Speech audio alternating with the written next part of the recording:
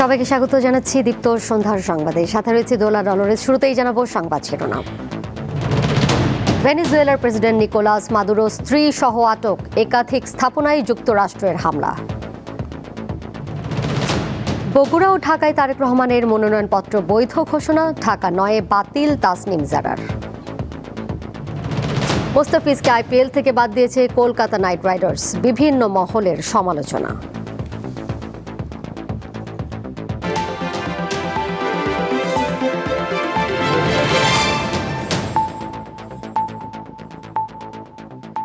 ভেনেজুয়েলার president Nicolas Maduro ও তার স্ত্রীকে আটক করা হয়েছে বলে জানিয়েছেন মার্কিন প্রেসিডেন্ট ডোনাল্ড ট্রাম্প। এছাড়া ভেনেজুয়েলায় সামরিক সহ একাধিক স্থাপনায় হামলা চালিয়েছে যুক্তরাষ্ট্র। নিজের সামাজিক যোগাযোগ মাধ্যমে তিনি লিখেছেন, যুক্তরাষ্ট্র সফলভাবে ভেনেজুয়েলা ও তার নেতা প্রেসিডেন্ট নিকোলাস মাদুরোর বিরুদ্ধে ব্যাপক হামলা চালিয়েছে। তাকে তার স্ত্রী সহ আটক করা হয়েছে এবং দেশ থেকে সরিয়ে নেওয়া হয়েছে। এই অভিযান যুক্তরাষ্ট্রের আইন প্রয়োগকারী সংস্থার সহযোগিতায় সম্পন্ন হয়েছে এবং অভিযানের বিস্তারিত ট্রাম্পের বাসভবনের সংবাদ সম্মেলনে জানানো হবে। এদিকে মার্কিন হামলার পর ভেনেজুয়েলা জুড়ে জরুরি অবস্থা জারি করেছে দেশটির সরকার। শুক্রবার দিবাগত রাতে ভেনেজুয়েলায় হামলা শুরু করে মার্কিন বাহিনী। এ সময় রাতভর কারাকাসের বিভিন্ন জায়গায় বোমা ও বিমান ওড়ার আওয়াজ এবং একের পর এক বিস্ফোরণের শব্দ শোনা যায়। আন্তর্জাতিক গণমাধ্যমগুলো জানিয়েছে দেশটির রাজধানীর প্রধান সামরিক ঘাঁটির কয়েকটি স্থাপনায় আগুন ধরেছে এবং সেসব জায়গা থেকে কালো ধোঁয়ার কুণ্ডলী উঠতে দেখা গেছে।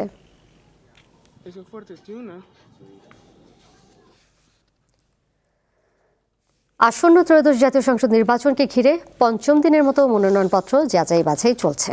ঢাকা ৯ আসনের স্বতন্ত্র প্রার্থী এবং জাতীয় নাগরিক পার্টি এনসিপির সাবেক নেত্রী তাসনিম জারার মনোনয়নপত্র বাতিল করেছেন ঢাকা জেলা প্রশাসক ও রিটার্নিং কর্মকর্তা। তাৎক্ষণিক প্রতিক্রিয়ায় নির্বাচন কমিশনে আপিল করার কথা জানান জারা। ঢাকা ১৭ আসনে বিএনপির ভারপ্রাপ্ত চেয়ারম্যান তারেক রহমানের মনোনয়নপত্র বৈধ ঘোষণা করেছেন রিটার্নিং কর্মকর্তা।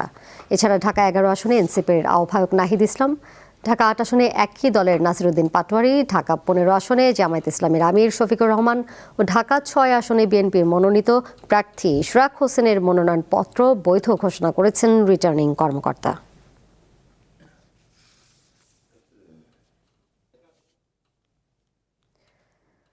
বগুড়া ৬ আসনে বিএনপির ভারপ্রাপ্ত চেয়ারম্যান তারেক রহমানের মনোনয়নপত্র বৈধ ঘোষণা করেছে নির্বাচন কমিশন।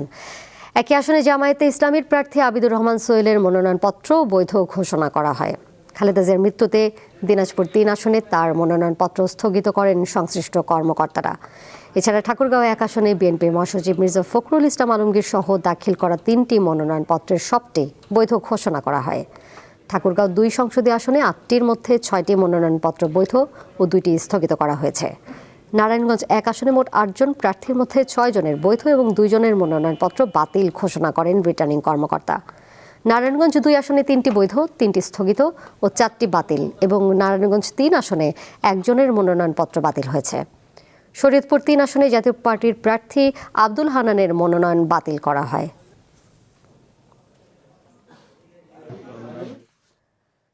জাতীয় পার্টির একাংশের চেয়ারম্যান আনিসুল ইসলাম মাহমুদের মনোনয়নপত্র বাতিল করা হয়েছে। শনিবার দুপুরে চট্টগ্রাম ৫ হাটহাজারী আসনের রিটার্নিং কর্মকর্তা ও চট্টগ্রাম বিভাগীয় কমিশনার এই সিদ্ধান্ত জানান। হলফনামার সঙ্গে জমা দেওয়া দলীয় মনোনয়নপত্রের স্বাক্ষরের সঙ্গে নির্বাচন কমিশন থেকে পাঠানো দলীয় মনোনয়নপত্রের স্বাক্ষরের মিল না থাকায় তার মনোনয়নপত্র বাতিল করা হয়। একই আসনে মনোনয়নপত্র যাচাই বাছাইয়ের সময় চট্টগ্রাম ৫ আসনের স্বতন্ত্র প্রার্থী বিএনপি নেতা এস.এম. ফজলুল হক ও শাকিলা ফারজানা সহ মোট ১২ জনের মনোনয়নপত্র বাতিল করা হয়। আসনটিতে বিএনপির প্রার্থী মীর মোহাম্মদ হেলাল উদ্দিনের মনোনয়নপত্র বৈধ ঘোষণা করা হয়েছে। এছাড়া চট্টগ্রাম ৪ আসনে ১ জনের, ৭ আসনে ৩ জনের, ১২ আসনে জাতীয় পার্টি ও এলডিপির প্রার্থী সহ ৪ জনের মনোনয়ন বাতিল করা হয়েছে।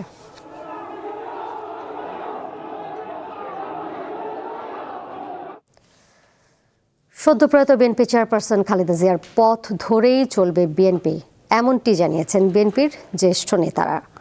শনিবার জিয়ার সমাধিতে শ্রদ্ধা জানিয়ে সাংবাদিকদের তারা এ কথা বলেন। বিএনপির স্থায়ী কমিটির সদস্য নজরুল ইসলাম খান বলেন, খালেদা জিয়া ও জিয়াউর রহমানের অসমাপ্ত কাজ করবে বিএনপি। দেশের উন্নয়নের শ্রমজীবীদের কল্যাণে খালেদা জিয়া কাজ করে গেছেন বলেও জানান তিনি। আর বিএনপির জ্যেষ্ঠ যুগ্ম মহাসচিব রুহুল কবির রিজভী আহমেদ বলেছেন, মায়ের দেখানো পথ ধরেই দেশকে এগিয়ে নিয়ে যাবেন তারেক রহমান। তার দেখানো পথ দিয়ে এগিয়ে গেলেই গণতন্ত্র সমুন্নত রাখা সম্ভব হবে। শ্রমজীবী মানুষের জন্য তার অসংখ্য অবদান আছে।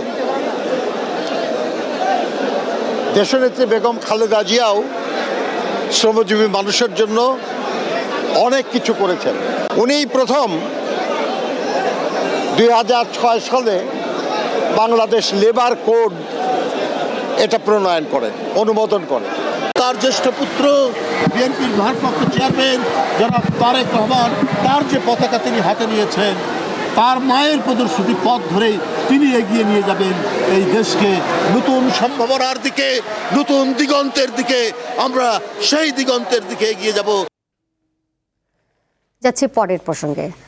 রাজধানীতে আজ মৌসুমের সর্বনিম্ন 12.5 ডিগ্রি সেলসিয়াস তাপমাত্রা রেকর্ড করা হয়েছে। সকাল থেকে ঢাকার আকাশ ছিল মেঘাচ্ছন্ন, দুপুরের দিকে অবশ্য সূর্যের দেখা মিলেছে। আবহাওয়া অফিস জানিয়েছে শীতের এই প্রকোপ আরও কয়েকদিন থাকবে। প্রচণ্ড ঠান্ডায় নিম্নবিত্ত ও ছিন্নমূল মানুষ বেকায়দায় পড়েছেন। রাজধানীর ব্যস্ততম মিরপুর সড়কে শনিবার সকাল 10টার চিত্র এটি। অন্য সময় এখানে যানজট এড়াতে ট্রাফিক পুলিশকে হিমশিম খেতে হয়। ঘন কুয়াশা আর ঠান্ডার প্রভাব ঢাকার মহাসড়ক থেকে অলিতে গলিতে।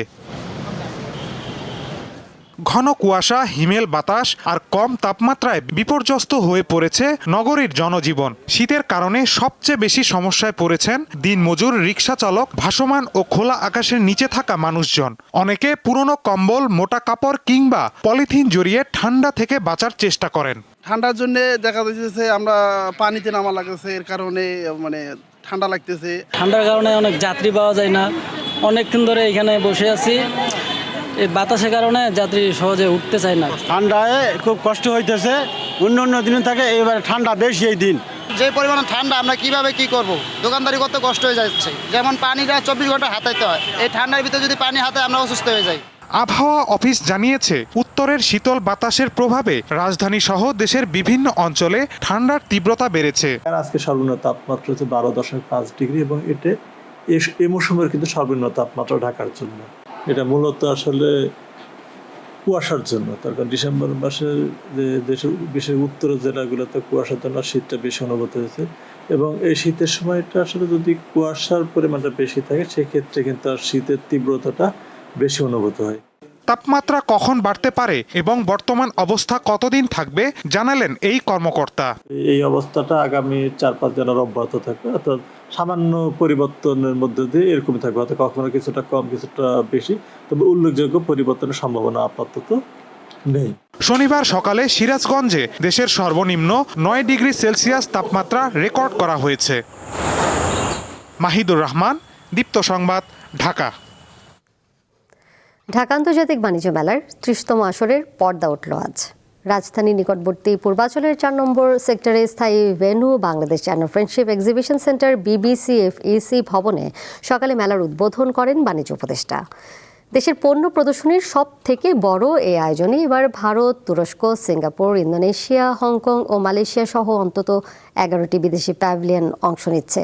দেশ বিদেশের উদ্যোক্তাদের অংশগ্রহণে 324টি স্টলে বিভিন্ন ধরনের পণ্য প্রদর্শন এবং বিক্রির ব্যবস্থা করা হয়েছে।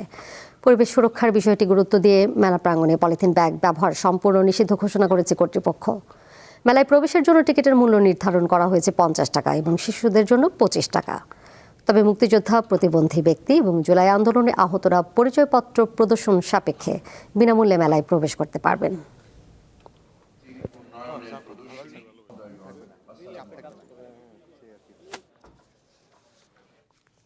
আবার আন্তর্জাতিক প্রসঙ্গ। ইয়েমেনের হাদ্রামাউত প্রদেশে সৌদি আরবে নেতৃত্বাধীন জোটের বিমান হামলায় নিহতের সংখ্যা বেড়ে অন্তত 20 জনে দাঁড়িয়েছে। এই ঘটনায় আরও বহু মানুষ আহত হয়েছেন। বার্তা সংস্থা AFPর বরাতে এ তথ্য জানিয়েছে আল জাজিরা।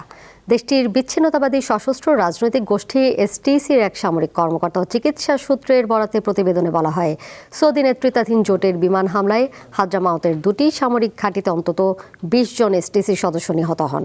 প্রদেশটির সবচেয়ে বড় সামরিক ঘাঁটি আল খাসা ক্যাম্পে 7টি পৃথক বিমান হামলা চালানো হয়। একই সঙ্গে সেওন সামরিক ঘাঁটিতেও প্রাণঘাতী হামলার খবর পাওয়া গেছে।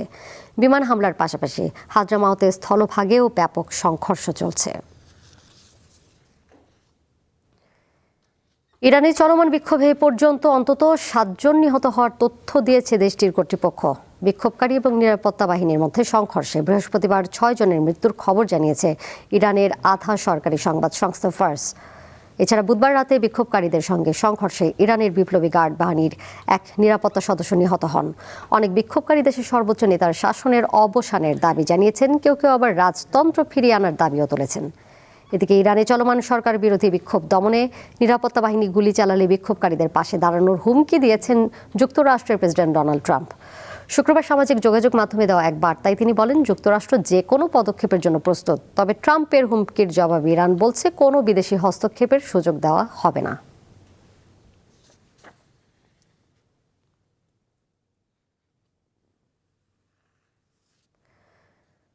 যুদ্ধবিরতি উপেক্ষা করে গাজায় বারবার প্রাণঘাতী হামলা চালাচ্ছে ইসরায়েলি বাহিনী। এবার উত্তর গাজায় ইসরায়েলি বাহিনীর গুলিতে এক ফিলিস্তিনি শিশু নিহত হয়েছে। এই ঘটনায় নারী ও শিশু সহ আরও কয়েকজন আহত হন।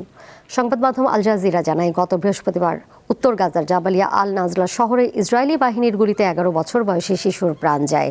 এছাড়া দক্ষিণ গাজার খান ইউনিস শহরের নেমসাউই কবরস্থানের কাছে ইসরায়েলি বাহিনীর গুলিতে এক শিশু ও এক নারী সহ 4 ফিলিস্তিনি আহত হন।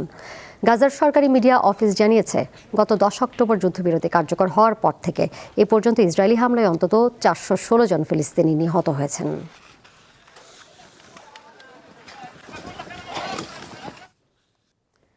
খেলার খবর। বাংলাদেশের তারকা পেসার মোস্তাফিজুর রহমানকে আইপিএল থেকে বাদ দিয়েছে কলকাতা নাইট রাইডার্স। ভারতীয় ক্রিকেট বোর্ডের নির্দেশে আজ এই সিদ্ধান্ত নিয়েছে তারা, তবে ঠিক কী কারণে এই নির্দেশ তা নিশ্চিত হওয়া যায়নি। বাংলাদেশে ধর্মীয় সংখ্যালঘু নির্যাতনের অভিযোগ বিষয়ে ভারতের বিভিন্ন মহলে প্রতিক্রিয়া হচ্ছে বলে জানিয়েছে সে দেশের গণমাধ্যম।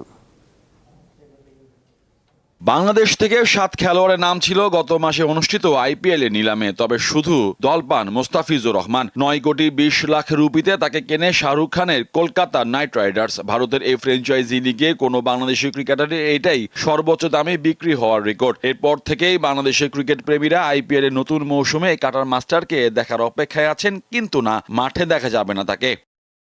আইপিএলে বাংলাদেশের তারকা পেসার মোস্তাফিজকে দল থেকে বাদ দিতে কেকেআর কর্তৃপক্ষকে নির্দেশ দিয়েছে ভারতীয় ক্রিকেট কন্ট্রোল বোর্ড বিসিসিআই। শনিবার বিসিসিআই সচিব দেবজিৎ সাইকিয়া সংবাদ সংস্থা এএনআই-কে এই সিদ্ধান্তের কথা নিশ্চিত করেছেন। সচিব জানান, বর্তমান সামগ্রিক পরিস্থিতি প্রেক্ষাপটে বোর্ড এই সিদ্ধান্ত নিয়েছে।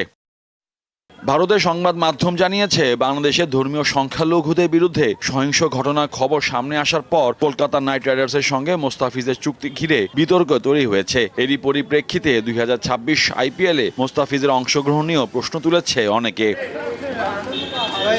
আইপিএলে নতুন মৌসুমের জন্য মোস্তাফিজকে দলে নেওয়ায় কলকাতা নাইট রাইডার্সের মালিক ও বলিউড মেগাস্টার শাহরুখ খানের উপর চড়াও হয়েছেন উত্তরপ্রদেশের বিজেপি নেতা সঙ্গীত সোম। বাংলাদেশি ক্রিকেটারকে দলে নেওয়ায় শাহরুখকে দেশদ্রোহী হিসেবে অভিহিত করেছেন তিনি। তাকে সমর্থন দিয়েছেন বিজেপির আরেক নেতা অর্জুন সিং। তবে এ ধরনের মন্তব্যের তীব্র নিন্দা জানিয়েছেন উত্তরপ্রদেশে বিরোধী দলীয় নেতা মাতা প্রসাদ পাণ্ডে। কংগ্রেস নেতা সুরিন্দর রাজপুতও একে সংকীর্ণ রাজনীতি বলে উল্লেখ করেছেন। ভারতের বার্তা সংস্থা IANS জানিয়েছে, ভারত সরকার এখনও বাংলাদেশে কোনো খেলোয়াড়ের আইপিএলে অংশ নেওয়ার বন্ধের নির্দেশ দেয়নি। 2024 সালে 5 আগস্ট গণ অভ্যুত্থানে শেখ হাসিনা সরকারের পতনের পর ঢাকা দিল্লি সম্পর্কে টানাপোড়েন সৃষ্টি হয়। মোহাম্মদ হাসিব, দীপ্ত স্পোর্টস। সন্ধ্যার সংবাদ শেষ করব, তবে তার আগে শিরোনামগুলো জানিয়ে দেব আরও একবার। ভেনেজুয়েলার প্রেসিডেন্ট নিকোলাস মাদুরোর স্ত্রী সহ আটক, একাধিক স্থাপনায় যুক্তরাষ্ট্রের হামলা। বগুড়া ও ঢাকায় তারেক রহমানের মনোনয়নপত্র বৈধ ঘোষণা, ঢাকা 9-এ বাতিল তাসনিম জারার।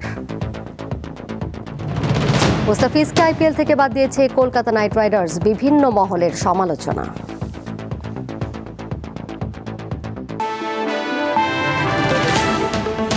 এই ছিল এখনকার মতো। পরের সংবাদ দেখবেন রাত 11টায়।